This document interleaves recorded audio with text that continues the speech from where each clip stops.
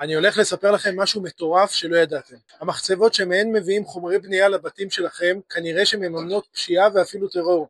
רוצים לדעת איך? נעים מאוד, אני ארז, מנכ"ל הפורום לישראל ירוקה, ובסרטון הבא אני אחשוף בפניכם את המחקר שלנו. בפרקים הקודמים הראיתי לכם איך מחצבות פיראטיות פועלות בלי היתר ביהודה ושומרון. הראיתי לכם איך זה עלה לנו 5 מיליארד שקלים שנגנבו מהכיס של כולנו ב-20 השנים האחרונות. ועכשיו קבלו נתון מזעזע. לאן הכסף הזה הולך?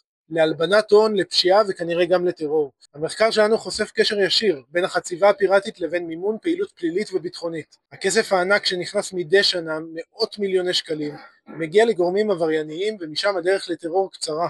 בשעות הלילה, כשאף אחד לא רואה, המחצבות הללו משמשות כבסיסים לפעילות פלילית, כגון גנבות רכב ואפילו סחר בסמים. אבל זה לא הכל.